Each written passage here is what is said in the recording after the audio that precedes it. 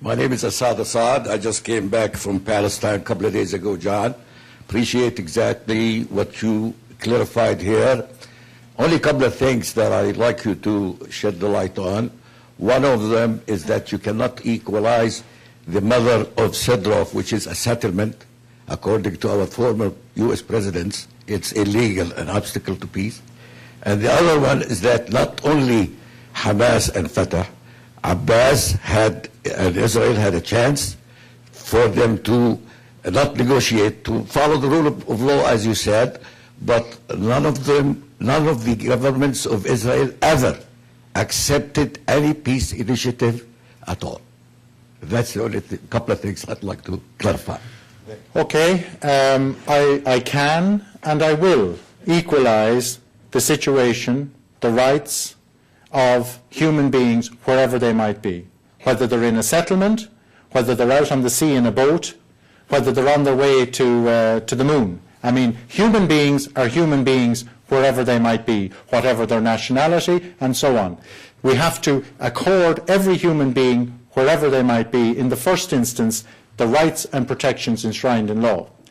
Then we look at the actions of the human beings, okay? And if you are a mother who is just living in that settlement, you are entitled to the protections of the rule of law. You are not deserving of being at the receiving end of a rocket. You're civilian in conflict. That's what she is.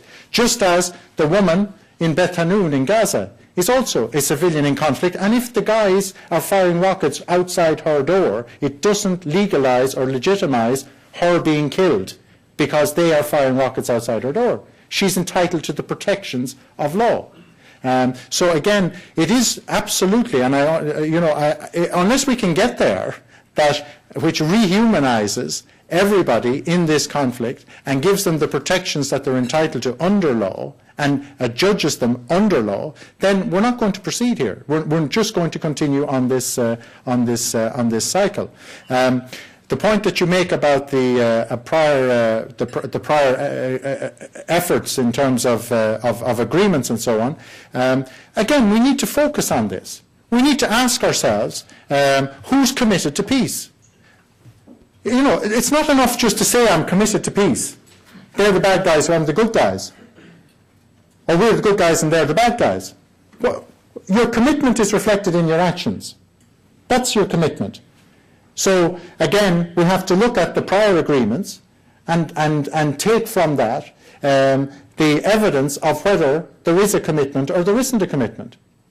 Many people on the Palestinian side point to the fact that so many of the prior agreements are not respected by the State of Israel in terms of implementation, the continued expansion of settlements and so on.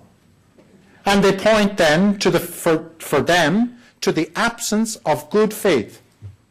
And say, why would we continue with this process when there is absolutely no product for us from this process?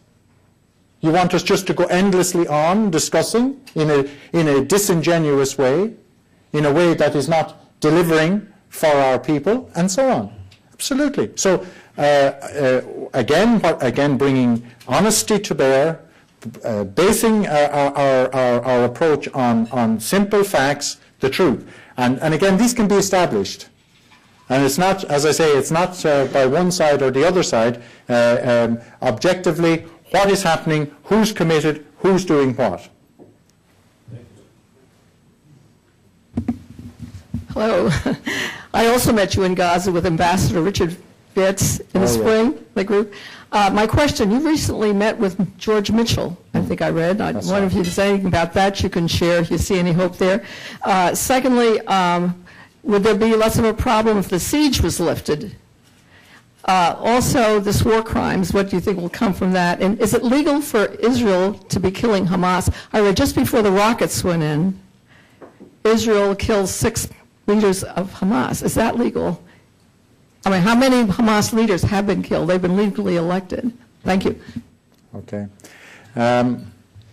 Firstly, Senator Mitchell is, of course, very good news. I mean, he's an individual of tremendous experience in my country. I have to thank him for his contribution to bringing peace to my country. I've just come from Northern Ireland on the way here, and again, that conflict is not over in terms of the political problems, in terms of the social problems, in terms of all the other problems at the civil society level. But what is over is the violence. Not that it won't be challenged, and it was challenged a couple of weeks ago, to undermine the commitment not to pursue the conflict any further through violence. But in fact, there is a very deep-seated commitment at all levels to actually make sure that there's no reversion to the violent way, and the commitment is to resolve all issues through politics, but it's not easy. Of course it's not easy. But Senator Mitchell, he brings his very considerable abilities, experiences now to the Middle East, and we welcome that very, very much. Lifting the siege on Gaza is an urgent first step to the restoration of respect for the rule of law. So many